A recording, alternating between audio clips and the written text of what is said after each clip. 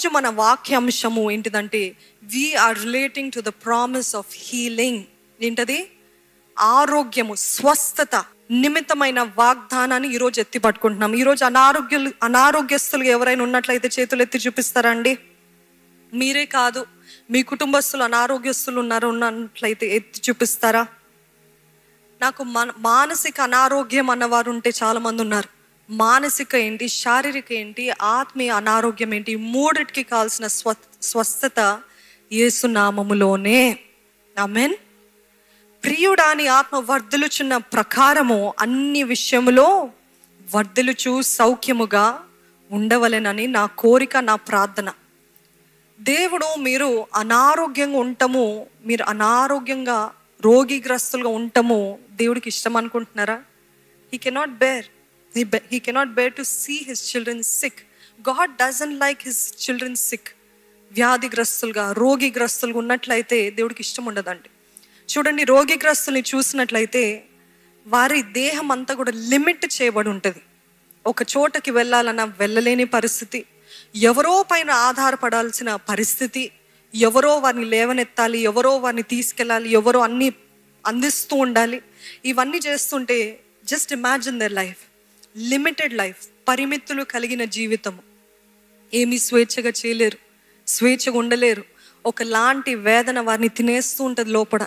ఇంతే నా బ్రతుకు, ఇంకా నా వ్యాధి ఇంతే, ఇంకా నాకు నేను దీని నుండి కోలుకోలేను, ఇంతే నా పరిస్థితి అని అందరితోటి చెప్పరండి. కానీ లోపల కుమిలిపోతూ ఉంటారు. ఎంతకాలము నేను ఆధారపడాలా, ఎంతకాలము నేను ఇతరుల పైన ఆధారపడుతూ జీవించాలా, ఇంకా నాకంటూ నేనేమీ చేసుకోవడానికి ఉండదా అనే పరిస్థితుల్లో చాలా మంది ఉంటారు. ఈరోజు సిక్నెస్ కూడా, వ్యాధులు, రోగాలు కూడా మన జీవితంలో మనము బ్రతికి ఉన్నాము కానీ చచ్చినట్టే మనకి చూపిస్తుంటాడు అపవాది. ఇంకా నువ్వేం చేయలేవు, ఇంకా నువ్వు సాధించలేవు, ఇంకెంతే. This is how you meant to be. There is no deliverance, there is no healing. మరలా చెప్తున్నానండి, విడుదల, స్వస్థత పిల్లల రొట్టె. హల్లెలూయా. అది యేసు ప్రభు తానే చెప్పాడు. ఏంటది? విడుదల, స్వస్థత పిల్లల రొట్టె. అది దేవుడు మనకిచ్చిన అధికారము. ఎవరి నామంలో? మన నామంలో కానే కాదు, ఆయన నామంలో. అందుకే ఆయన దెబ్బల వలన మనకు స్వస్థత. అంటే ధైర్యంగా అడగచ్చు, దేవా నువ్వు నన్ను స్వస్థపరుస్తావు, నాకు తెలుసు నీ దెబ్బల వలన నాకు స్వస్థత. యెషయా గ్రంథము 53వ అధ్యాయము 5వ వచనం చూద్దామండి. మన అతిక్రమములను బట్టి అతడు గాయపరచబడెను, మన దోషములను బట్టి నలుగగొట్టబడెను, మన సమాధానార్థమైన శిక్ష అతని మీద పడెను, అతడు పొందిన దెబ్బల చేత మనకు స్వస్థత కలుగుచున్నది. హల్లెలూయా. అదే రీతిగా కీర్తనలు 103 వచనాలు చూద్దామండి. ఆయన నీ దోషములన్నిటినీ క్షమించువాడు, నీ సంకటములన్నిటినీ కుదుర్చువాడు. ఇక్కడ ఆ రీతిగా రాయబడి ఉంది. కానీ ఇంగ్లీష్ లో అయితే who forgives all your since. మొట్టమొదటిగా ఏమొస్తుందండి? ఇక్కడ నేను నా పాపాలన్నీ క్షమించబడ్డాయి అన్నవారు ఉంటే చేతులెత్తి హల్లెలూయా చెప్తారా? మొదటిగా క్షమాపణ వస్తుంది. రెండవది ఏమొస్తుంది? And heals all your diseases. ఈరోజు మొట్టమొదటిగా మనము దేవుని సన్నిధిలో పశ్చాత్తాపడినట్లయితే, మనము హృదయపూర్వకంగా ఒప్పుకున్నట్లయితే, who forgives all your sins. First comes forgiveness and then comes healing. ఇంకో ట్రాన్స్లేషన్లో చదువుతున్నట్లయితే, ఆయన నీ పాపాలన్నీ క్షమిస్తాడు, నీ జబ్బులన్నీ బాగు చేస్తాడని రాయబడి ఉంది. ఇది చెప్దామా? నీ పాపాలు, నా పాపాలన్నీ క్షమించే దేవుడు, నా జబ్బులన్నీ బాగు చేసే దేవుడు. హల్లెలూయా. ఈ వచనాలన్నీ ఎత్తి పట్టుకోండి. మన విషయమై, లేకపోతే మన కుటుంబం విషయమై, లేకపోతే మన మానసిక స్థితి విషయమై ఈ వచనాలు ఎత్తి పట్టుకుని ఆయన నామంలో ప్రకటించినట్లయితే నిశ్చయముగా జయము, విడుదల, స్వస్థత కార్యాలు చూస్తామండి.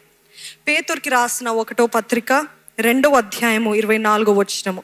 మనము పాపముల విషయమై చనిపోయి నీతి విషయమై జీవించినట్లు ఆయన తానే తన శరీరమందు మన పాపములను మ్రాను మీద మోసికొనెను.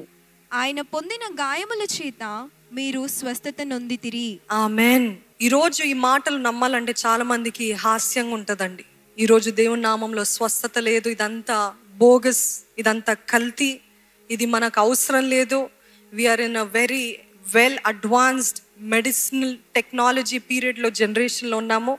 యేసే నామంలో స్వస్థత ఫర్గెట్ అబౌట్ ద అన్బిలీవర్స్ అంటున్నారంటే అనుకోవచ్చండి. క్రైస్తవుడు అని పేరు పెట్టబడి పిలువబడుతున్న ప్రతి ఒక్కరు కూడా చెప్పేది, ప్రతి ఒక్కరు కాదు, క్షమించండి, కొంతమంది ఆ గుంపులు ఉన్నారు, స్వస్థత లేదు, విడుదల లేదు అని మాటలు చెప్తున్నారు. వారు నిశ్చయంగా నేనైతే చెప్తానేమో అపవాది సంబంధులు. ఎందుకంటే అపవాది సంబంధులు మాత్రమే దేవుని వాక్యాన్ని రద్దు చేసి క్యాన్సిల్ చేసి నో అంటారు. ఎందుకంటే ఆయన అటోన్మెంట్లోనే, ఆయన ప్రాయశ్చిత్త బలిలోనే ఒక భాగం ఏంటి తెలుసా అండి?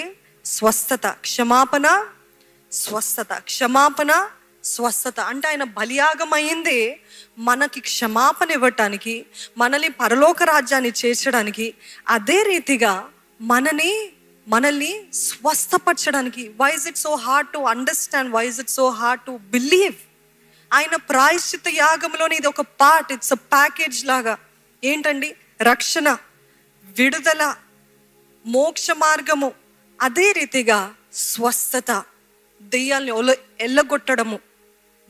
ఈ రీతి ఇవన్నీ కూడా ప్రాయశ్చిత బలిలో భాగంగా ఉంటే ఈరోజు అపవాది సంబంధులు అంటున్నారు యేసు నామంలో స్వస్థత లేదు, ఆ మాటలు పలకకండి, ఇవన్నీ మాయ మాటలు అంటున్నారు. అంటే ఈ బైబిల్ అంతా చూసినట్లయితే మొదటి నుండి అంతం వరకు ఆయన పేరేంటండి? యెహోవా రాఫా. Hallelujah. I am the God who heals you. నేను నిన్ను స్వస్థపరచు యెహోవాని, నా వాక్కుని పంపి మిమ్మల్ని I send my word and heal all your diseases. The word is enough to heal our diseases. ఈరోజు ఆ వాక్కు పంపించబడినప్పుడు, ఈరోజు ఈ వాక్కు పంపించబడుతున్నప్పుడే దేవుడు నిశ్చయముగా మీరు విశ్వాసముతో ఆయన సన్నిధిలో కూర్చున్నట్లయితే ఆ వాక్కుని పంపించి మిమ్మల్ని స్వస్థపరుస్తాడు. సామెతలు 3వ అధ్యాయము 5వ వచనం చూద్దాం. నీ స్వబుద్ధిని ఆధారము చేసుకొనక నీ పూర్ణ హృదయముతో యెహోవా యందు నమ్మకం ఉంచుము. నమ్మకము, ఇంకో వర్డ్ దేనికి? విశ్వాసము నమ్మకము ఒకటే. విశ్వాసము అంటే ఫెయిత్, నమ్మకము అంటే trust. If you do not trust God, you will not have faith in God. Do you understand? ఈరోజు నీ స్వబుద్ధిని ఆధారపడకండి. ఇంకో మాటలు చెప్పాలంటే మీ చుట్టూన్న పరిస్థితులు బట్టి మీరు డిసైడ్ చేయకండి. మీకు డాక్టర్ ఇచ్చిన రిపోర్ట్స్ బట్టి మీరు డిసైడ్ చేయకండి. మనుషులు అంటున్న మాటలు, ఇంకా నువ్వు ఇంతే, నువ్వు లెగలేవు, నువ్వు చేయలేవు, నువ్వు రోగివే అంటున్న మాటల్ని లెక్క చేయకండి.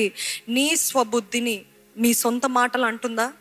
నా బ్రతికింతే, నా గతి ఇంతే, మా తండ్రి ఇంతే, మా తల్లి ఇంతే, వారు ఇంకా లెగరు, వారి వల్ల అవ్వదు అనే మాటలు మీ స్వబుద్ధి అంటుందా? దానిపైన ఆధారపడక నీ పూర్ణ హృదయముతో యెహోవా యందు నమ్మకం ఉంచుము.